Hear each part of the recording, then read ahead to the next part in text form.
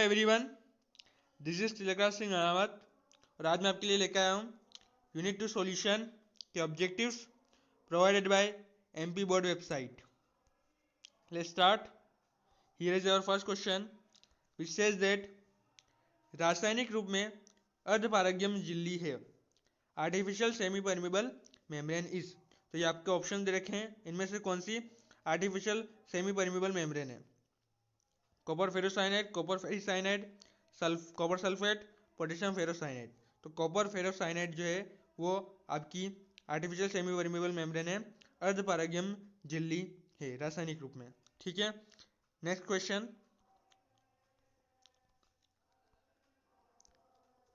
अणुसंख्यक गुणधर्म है, colligative property is. तो इनमें से आपकी कोलिगेटिव प्रॉपर्टीज कौन सी है? मुक्त ऊर्जा में परिवर्तन, दाब में परिवर्तन, परासरण, वाष्पन की ऊष्मा, change in free energy, pressure changes, osmosis, heat of vapour. तो ऑस्मोसिस आपकी कोलिगेटिव प्रॉपर्टी है, परासरण आपका अणुसंख्यक गुण धर्म है। नेक्स्ट क्वेश्चन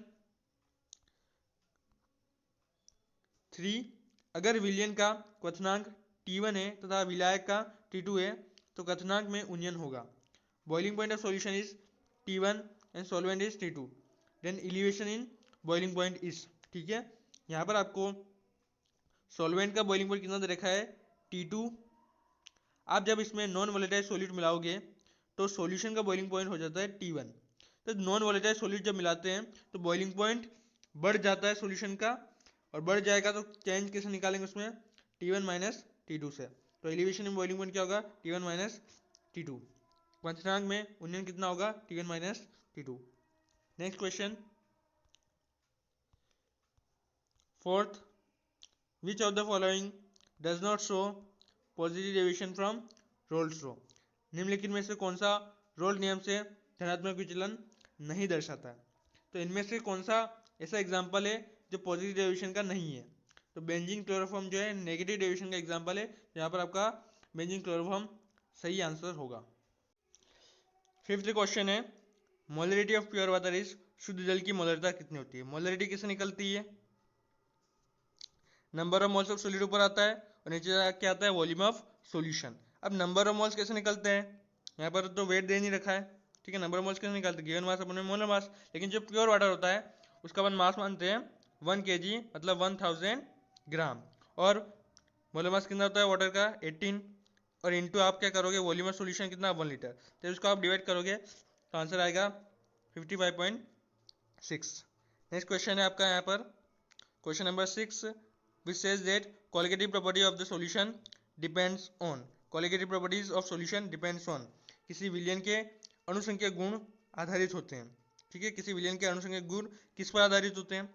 विलायक की प्रकृति पर, नेचर ऑफ द सॉल्वेंट, विलय की प्रकृति पर, नेचर ऑफ सॉल्यूट, विलय के गुणों कणों की संख्या पर, नंबर ऑफ सॉल्यूट पार्टिकल। तो नंबर ऑफ सॉल्यूट पार्टिकल पर कोलिगेटिव प्रॉपर्टीज डिपेंड करती है। ठीक है, तो आंसर आपका यहाँ पर क्या होगा? नंबर ऑफ सॉल्यूट पार्टिकल, विलय के कणों की संख्या पर। नेक्स्ट क्वेश्चन है सोडा वाटर किस प्रकार का विलयन है? ठीक है, which type of solution is soda water? Soda water किस प्रकार का सॉल्यूशन है? तो सोडा वाटर मतलब क्या? जो आपकी कोल्ड ड्रिंक्स की बोतल आती है उसमें क्या होती है? गैस भरी होती है, कार्बन डाइऑक्साइड। तो कार्बन डाइऑक्साइड अपन ने किसमें मिलाई? लिक्विड में। तो वो किस प्रकार का एग्जाम्पल होगा? Gas in liquid. गैस को अपन ने किसमें मिलाया? द्रव में। तो ये सोडा वाटर किसका एग्जाम्पल है? गैस इन लिक्विड का। नेक्स्ट क्वेश्चन है क्वेश्चन नंबर 8, 1000 ग्राम विलायक में मोलों की संख्या कहलाती है number of moles of solute in 1000 gram of solvent. तो ये किसकी डेफिनेशन है? ये मोलेलिटी की डेफिनेशन है। ठीक है, मोलेलिटी की डेफिनेशन क्या होती है? Number of moles of solute 1000 gram of solvent. ठीक है, 1000 ग्राम मतलब 1 kg सॉल्वेंट में कितने मोल सॉल्यूट के प्रेजेंट है, उसी को हम क्या बोलते हैं? मोलेलिटी बोलते हैं या मोललता बोलते हैं। ठीक है, क्वेश्चन नंबर 9, राउल के नियम का गणितीय रूप है, mathematical form of Raoult's law is.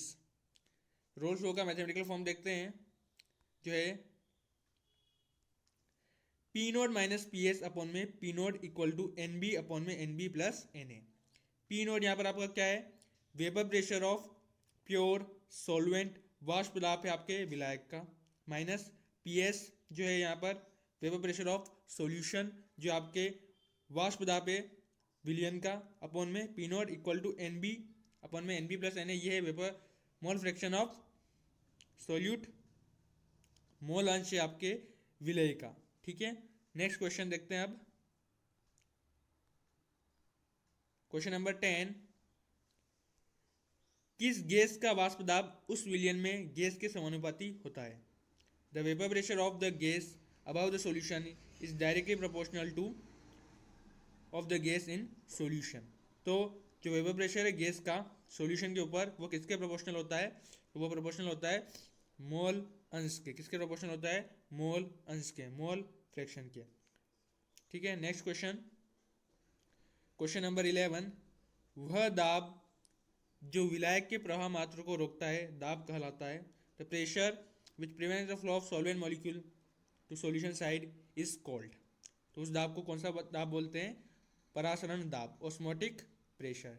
Next question है क्वेश्चन नंबर 12, अर्धपारगम्य झिल्ली से केवल अणु पास हो सकते हैं। Semi permeable membrane only allow molecules to pass through it. तो कौन से मॉलिक्यूल सिर्फ सेमी परमिबल मेम्ब्रेन से पास हो सकते हैं? तो सॉल्वेंट मॉलिक्यूल्स। कौन से मॉलिक्यूल? Solvent molecule. विलायक के अणु अर्धपारगम्य झिल्ली से पास हो सकते हैं, पार हो सकते हैं। ठीक है, क्वेश्चन नंबर 13 है आपका, यहाँ पर मैचअप है। तो यहाँ पर है समान परासरण दाब, सेम ऑस्मोटिक प्रेशर। तो सेम ऑस्मोटिक प्रेशर किससे मैच होगा? आइसोटोनिक सॉल्यूशन से, सम परासरी विलयन से, क्योंकि उसमें आइस्मोटिक प्रेशर दोनों सॉल्यूशन का क्या होता है? सेम होता है। नेक्स्ट है आपका एब नॉर्मल मोलर मास। तो एब नॉर्मल मोलर मास किससे मैच होगा? इलेक्ट्रोलाइटिक सॉल्यूशन से। असामान्य अणुभार किससे मैच होगा? विद्युत अपघट्य के विलयन से। ठीक है, राउल्ट का नियम, रोल्स लॉ किससे मैच होगा? आइडियल सॉल्यूशन रोल्स के नियम को फॉलो करते हैं, तो ये से मैच होगा। एजेट्रोपिक मिक्सचर, तो एजेट्रोपिक मिक्सचर जो है वो किससे मैच होगा? यहाँ पर नॉन आइडल सॉल्यूशन से। ठीक है, नॉन आइडल सॉल्यूशन से एजेट्रोपिक मिक्सचर मैच होगा। और सेमी परमिबल मेम्ब्रेन अर्धपारगम्य झिल्ली जो मैच होगी वो ऑस्मोटिक प्रेशर। ऑस्मोटिक प्रेशर में अपन सेमी परमिबल मेम्ब्रेन का यूज करते हैं। ठीक है, let's move to the next question. Question number 14, सत्य असत्य आपको बताना है। वाष्प दाब में अवनमन एक अणुसंख्यक गुणधर्म है। Lowering of vapour pressure is a qualitative property. तो ये क्वालिटेटिव प्रॉपर्टी होती है, अणुसंख्यक गुणधर्म होती है। तो आंसर आपका क्या आएगा? सत्य, ट्रू आपका आंसर यहाँ पर आएगा। नेक्स्ट क्वेश्चन है question number 15, which says that जल में नमक को घोलने पर उसका क्वथनांक कम होता है। On dissolving salt in water it's boiling point decreases. तो ये असत्य आएगा, क्योंकि जब भी अपन किसी सॉल्वेंट में नॉन वोलेटाइल सॉल्यूट मिक्स करते हैं तो उसका बॉइलिंग पॉइंट बढ़ जाता है। तो यहाँ पर क्या आएगा? आंसर आपका फॉल्स। ठीक है, नेक्स्ट क्वेश्चन है प्रश्न क्रमांक 16, विलियन का हिमांक विलय के हिमांक से कम होता है। Freezing point of solution is less than solute. ठीक है, तो यहाँ पर होता क्या है? सॉल्वेंट का फ्रीजिंग पॉइंट ज़्यादा होता है जब आप उसको उसमें नॉन वोलेटाइल सॉल्यूट मिलाते हो। ठीक है, जब उसमें आप विलय मिलाते हो तो जो विलियन का है वो हिमांक कम हो जाता है। तो यहाँ पर आपका आंसर जो आएगा वो सत्य आएगा। क्या आएगा? ट्रू आंसर आपका यहाँ पर आएगा। नेक्स्ट क्वेश्चन है क्वेश्चन नंबर 16, पूछ रहा है एक आदर्श विलियन वह है जो रोल्स के नियम को नहीं करता है। मतलब an ideal solution is that which do not follow roles law. मतलब आदर्श विलियन वह है जो रोल्स लॉ को फॉलो नहीं करता है। तो यहाँ पर ये असत्य कहा गया है, इसलिए आज का आंसर क्या आएगा? असत्य। आइडियल सॉल्यूशन रोल्स लॉ को फॉलो करते हैं। नेक्स्ट क्वेश्चन है प्रश्न क्रमांक 18 है, जल में एथिलीन ग्लाइकोल मिलाने पर जल का क्वथनांक कम हो जाता है। On dissolving ethylene glycol in water lowers the boiling point of water. तो ये गलत यहाँ पर बोला गया है, क्योंकि जब भी हम वाटर में कोई नॉन वोलेटाइल सॉल्यूट मिलाते हैं, विलय मिलाते हैं, तो उसका बॉइलिंग पॉइंट बढ़ जाता है। तो यहाँ पर उल्टा बोल रखा है, इसलिए ये बात क्या होगी? असत्य होगी। क्या होगा आंसर आपका? यहाँ पर फॉल्स आंसर होगा। क्वेश्चन नंबर 19 है, धनात्मक विचलन वाले अनादर्श विलयन का एक उदाहरण लिखिए। Right example of positive deviation from roles law. तो रोल्स लॉ से जो पॉजिटिव डेविएशन शो करते हैं ऐसे सॉल्यूशन का अपन को एग्जाम्पल देना है। तो यहाँ पर क्या एग्जाम्पल्स होंगे? एसीटोन एंड इथेनॉल और एसीटोन एंड बेंजीन जो है वो positive deviation from roles law show करते हैं। ठीक है, next question, question number 20, which says that पर्वत की श्रृंखलाओं में बर्फ धीरे धीरे पिघलती है, क्यों? Why ice melt slowly at higher altitudes, तो जब पर्वत की श्रृंखला या ऊंचे ऊंचे पहाड़ों पर चले जाते हैं तो आइस धीरे धीरे क्यों मेल्ट होती है, इसका कारण बताइए। तो आपका आंसर यहाँ पर होगा at higher altitudes the air pressure is low and also the temperature is low, therefore ice melt slowly at higher altitudes. ठीक है, तो ऊंचे ऊंचे पहाड़ों पर क्या होता है, एयर प्रेशर कम हो जाता है और टेम्परेचर भी कम हो जाता है, इसलिए आइस धीरे धीरे पिघलती है। और अधिक ऊंचाई पर हवा का दबाव कम हो जाता है, तापमान कम हो जाता है, इसलिए पर्वत की श्रृंखला पर बर्फ धीरे धीरे पिघलती है। ठीक है, आइस फास्ट कब पिघलेगी, जब एयर प्रेशर क्या हो, ज़्यादा हो, क्योंकि एयर प्रेशर ज़्यादा होता है तो आइस जल्दी पिघलती है। तो लेकिन हायर एल्टीट्यूड पर एयर प्रेशर कम होता है, इसलिए वो धीरे धीरे पिघलती है और टेम्परेचर भी कम होता है, इसलिए वो धीरे धीरे ही पिघलेगी। ठीक है, ये आपका आंसर होगा। क्वेश्चन नंबर 21 देखते हैं। वाष्प दाब का तापमान पर क्या प्रभाव पड़ता है, what is the effect of vapour pressure on temperature, temperature पर वेपर प्रेशर का क्या प्रभाव पड़ता है। तो let's see the answer, which says that किसी भी ठोस और द्रव पदार्थ का अगर तापमान बढ़ाया जाता है, मतलब अगर अपन किसी भी द्रव पदार्थ या ठोस पदार्थ का तापमान बढ़ाते हैं तो उसका वाष्प दाब बढ़ेगा हमेशा। ठीक है, नेचुरल बात है। अगर टेम्परेचर ऑफ लिक्विड और solid increases it's vapour pressure also increases. ठीक है, जब भी हम जैसे वाटर को बॉईल करते हैं तो वाटर को जब बॉईल करेंगे, जब उसको गर्म करेंगे तो उसमें क्या होगी, भाप बनेगी। तो मतलब जब अपन टेम्परेचर उसका बढ़ा रहे हैं तो वेपर प्रेशर क्या हो रहा है, बढ़ रहा है किसी भी लिक्विड या सॉलिड सब्सटेंस का। तो यहाँ पर क्या होगा, इफेक्ट ऑफ वेपर प्रेशर, मतलब टेम्परेचर बढ़ाने पर वेपर प्रेशर क्या होगा, बढ़ेगा, तापमान बढ़ाने पर वाष्प दाब क्या होगा, बढ़ेगा। प्रश्न क्रमांक 22, वाष्प दाब में आपेक्षिक अवनमन का व्यंजक क्या है, what is relative lowering of vapour pressure. तो देखते हैं क्या होता है relative lowering of vapour pressure. यदि शुद्ध विलायक का वाष्प दाब P है और विलयन का वाष्प दाब PS हो तो वाष्प दाब में अवनमन कितना होता है, P माइनस PS है। अगर वेपर प्रेशर प्योर सॉल्वेंट का P है और सॉल्यूशन का PS है तो relative lowering of vapour pressure कैसे निकलता है, P माइनस PS से। ठीक है, ऐसा क्यों होता है, क्योंकि अपन को पता है प्योर सॉल्वेंट का वेपर प्रेशर ज़्यादा होता है और जब उसमें नॉन वोलेटाइल सॉल्यूट मिलाते हैं, ठीक है, जब उसमें अपन विलय मिलाते हैं तो सॉल्यूशन जो विलयन बनता है उसका वाष्प दाब कम हो जाता है और उसको अपन क्या मानते हैं, PS। तो उसमें चेंज कैसे निकलेगा, P माइनस PS से। अवनमन कैसे निकलेगा, P में से PS को क्या कर देंगे, माइनस कर देंगे। अब रिलेटिव क्या है वो देखते हैं, रिलेटिव लोअरिंग क्या है। तो अगर जो अवनमन हुआ है उसको अपन वाष्प दाब विलायक के वाष्प दाब से अगर डिवाइड कर दें तो ये क्या कहलाता है, relative lowering of vapour pressure.